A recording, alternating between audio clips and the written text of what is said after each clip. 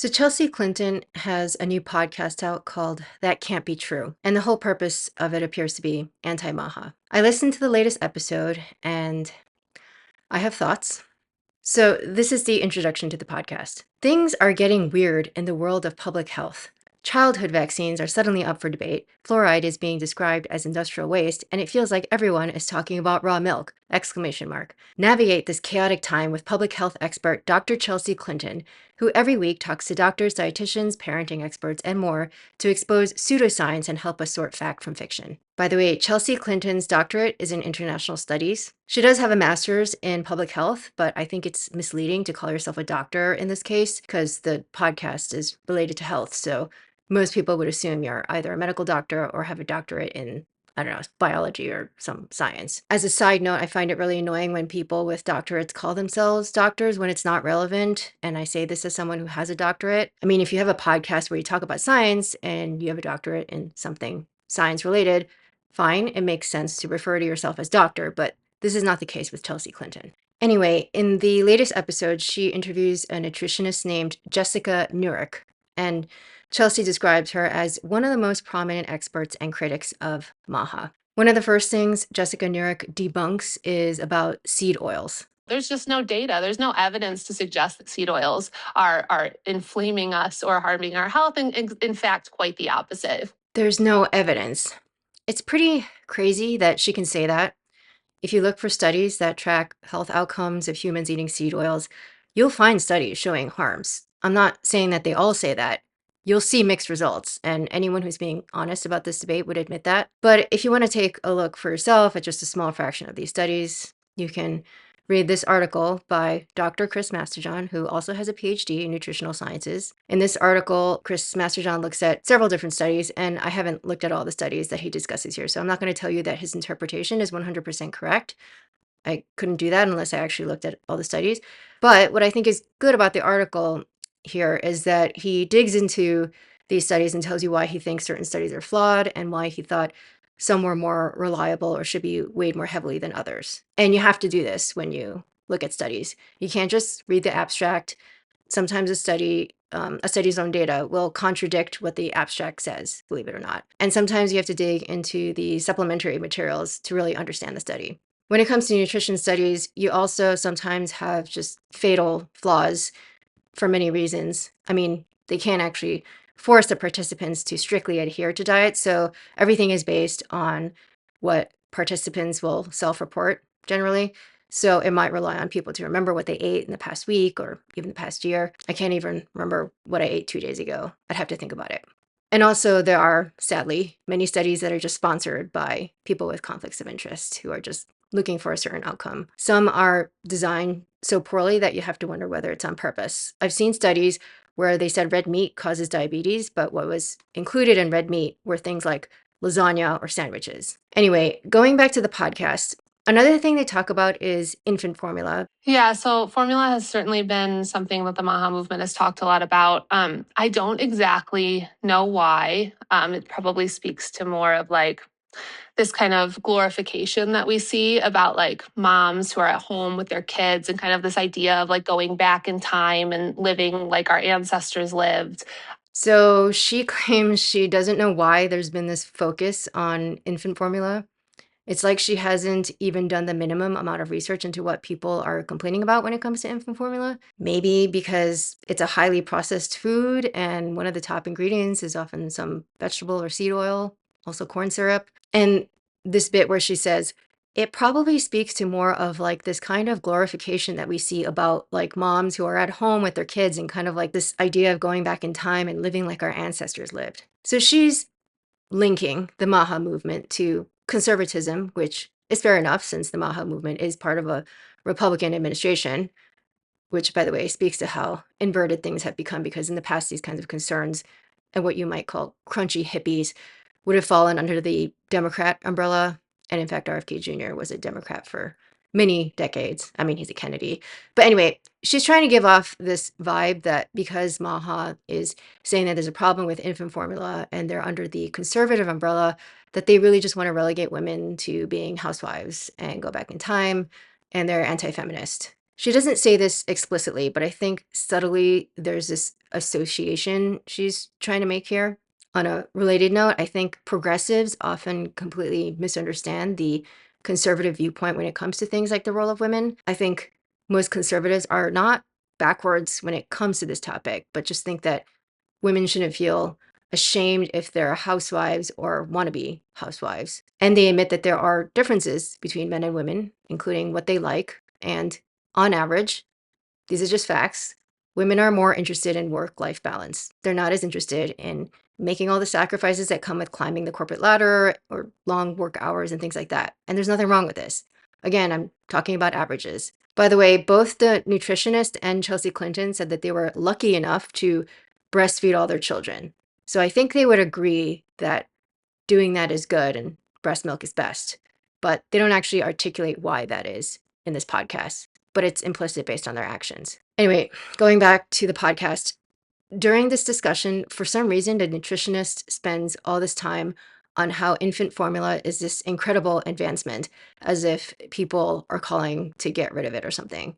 Infant formula is incredible scientific advancement. I mean, I'm just like blown away by the science. And like you, Chelsea, I breastfed both of my children, and I was fortunate enough to be at home with them, working from home and able to do that.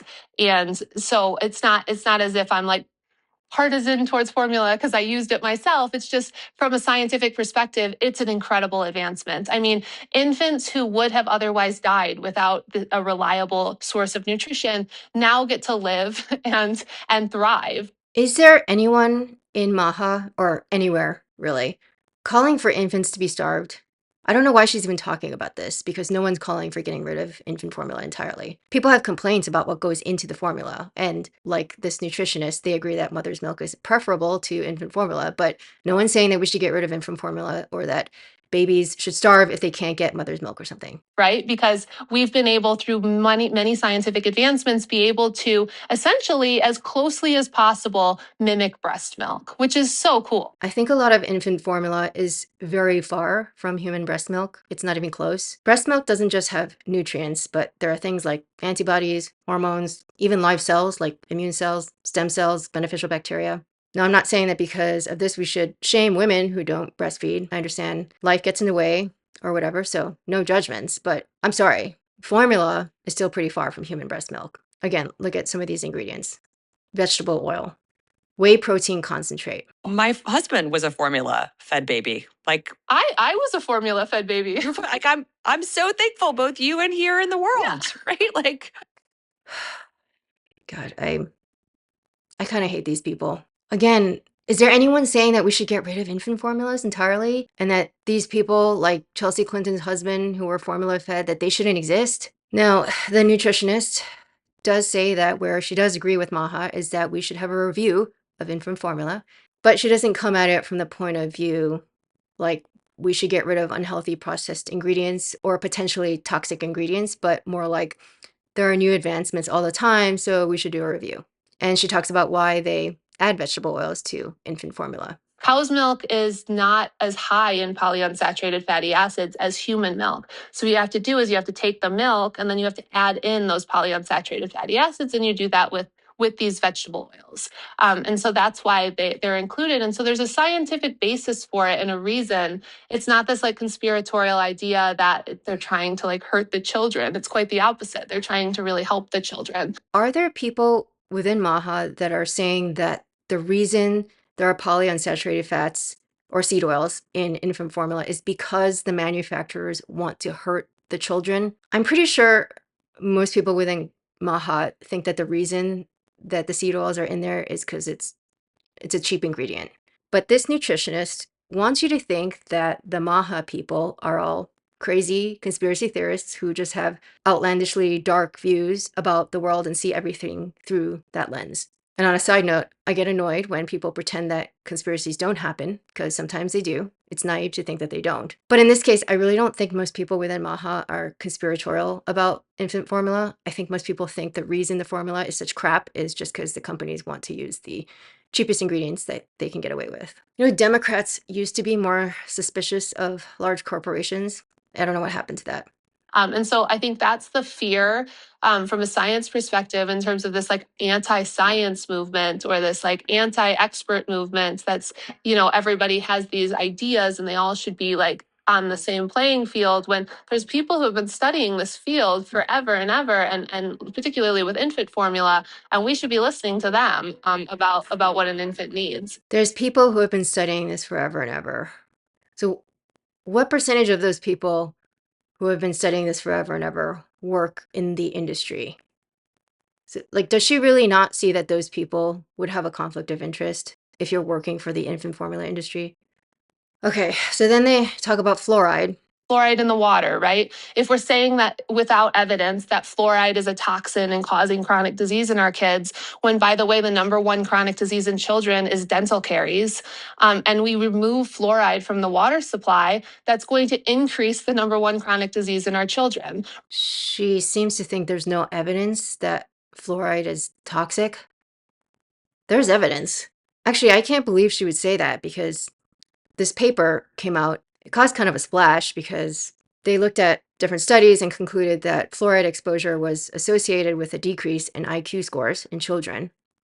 Now, I can't tell you how well they did this meta-analysis, but to say that there's no evidence that fluoride is a toxin, I mean, this was a major medical journal. And also, we don't even need to do any studies to want to exercise caution about fluoride because it's not an element that the human body needs at all. And what's even stupider about this debate is that you don't even need it for healthy teeth. There are plenty of toothpaste out there that don't use fluoride. And I'm not saying I've looked into all the studies on those, but they're out there as alternatives, like toothpaste with xylitol or hydroxyapatite. There are studies of them out there. I'll just say that for myself.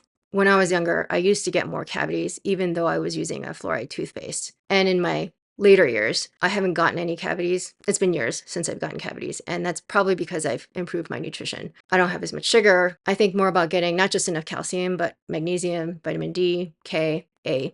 Those are all important for bone health. And I usually alternate between a xylitol or hydroxyapatite-based toothpaste. I even know of people who don't even use toothpaste, and they seem to be fine. I'm not saying I advocate for that, but the point is that I don't even think the toothpaste is the most important part of dental health, let alone the fluoride. Next, they talk about food dyes. Right? Like our food supply is not problematic because of food dyes. It's problematic because the entire system has been built for corporate profits at the expense of our health.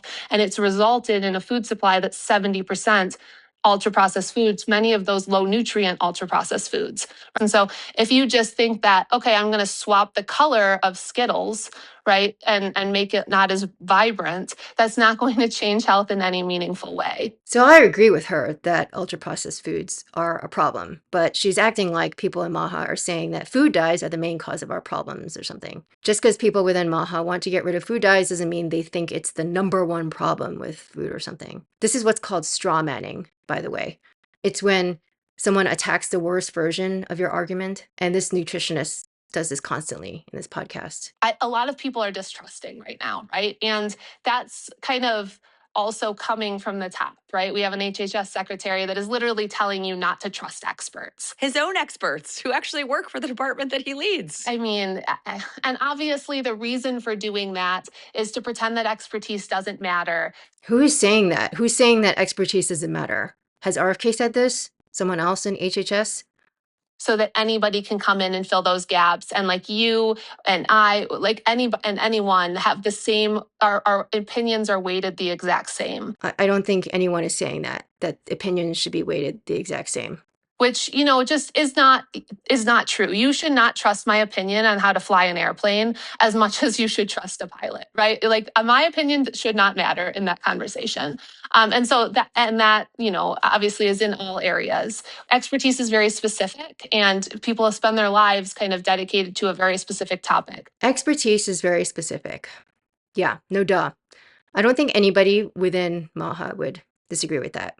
I think where there is disagreement is that people within MAHA, they tend to not blindly follow the experts, and they, rightly so in my opinion, are highly critical of which experts to follow. Sadly, many of the experts that have the most accolades, they're often the ones most embedded within corrupt networks or within the very industries they're supposed to be regulating. Speaking of this whole topic, This nutritionist, she has a Substack, and I read one of her articles. It's called Trust the Science Doesn't Mean What You Think It Means. When people say trust the science, they don't mean science is perfect or that it always gets things exactly right the first time. They don't mean that scientists are infallible or that our current understanding is the final word. They mean trust the information we currently have because it was produced through the scientific method, which is the most reliable tool we have for understanding the world around us. That, of course, doesn't mean we stop asking questions. It means we trust the weight of evidence we have right now while staying open to updates as new or better data emerges. So what she says here is contradictory because she says, trust the information we currently have, but also stay open to updates. If you're staying open to updates, that means you're not actually trusting the information you currently have. It could be that you're considering it, but that's not the same thing as trusting. The issue that I think a lot of people within MAHA had was that we were told you can't just take into consideration what the FDA or CDC or Anthony Fauci were telling you. You had to trust them. You had to do as you were told when they told you that you had to take a novel experimental injection and you had no choice. It was mandated. That's not just, oh, take our advice into consideration, but you can stay open to updates as new, better data emerges. No, you had to trust them. So much so that you had to get your children injected too, even though the vast majority of them would have survived COVID just fine. So yeah, she pretends that when people are saying trust the science, that it didn't come with this threat, this mafia kind of threat, like trust the science or else you will lose your job or you'll lose your medical license. Because there were doctors who lost their medical licenses for not trusting in the science authorities. Later in the Substack, she says, science isn't about being right all the time. It's about being willing to update when new evidence emerges, which is precisely what makes science better than guesswork. The difference is that bad actors can, and often do, throw out dozens of unsupported claims, and eventually one likely will turn out to be right.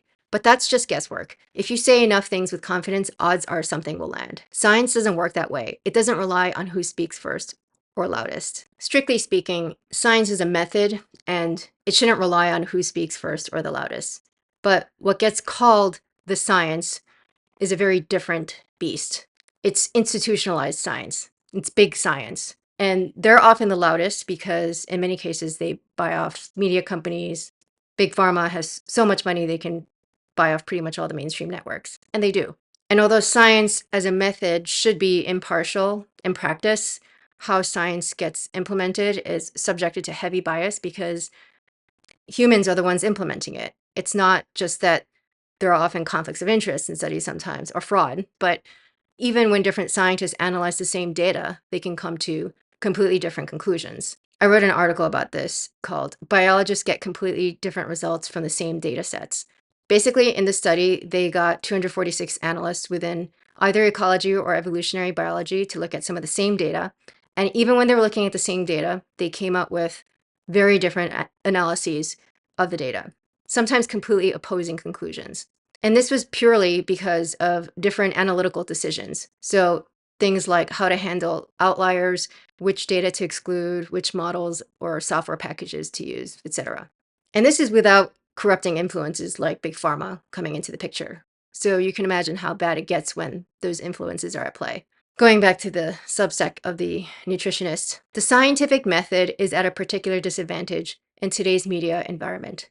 You know, I actually agree somewhat, but probably for different reasons as this nutritionist, because I think the media environment is absolutely flooded by propaganda from these powerful interests like big pharma and big ag. So scientists can falsely conclude that there's some consensus about some topic and fall into groupthink about it. And that does make the scientific method difficult to implement. It makes it difficult to be unbiased. And that's especially the case when the powerful interests are censoring dissenting voices. I just want to remind everyone that the pharmaceutical company Merck once tried to censor and put out a hit list on doctors that spoke out against its drug Vioxx. And this is, I'm sure, not the only time that they've done this. I'm sure there have been others, but we probably just don't hear about them. Anyway, there were other things in Chelsea Clinton's podcast that I found frustrating, but I won't go into the rest of it. I think you get the point. The one place I agreed with them on was how bad our food system is. So I will say that. But most of the podcast was utter drivel, lots of straw manning.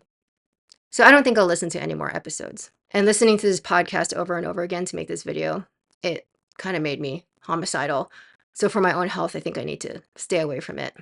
I think I'd rather listen to this Meghan Markle podcast, actually, which is on the same podcast network as the Chelsea Clinton podcast. It's called Lemonada. They're focusing on podcasts that the world really needs.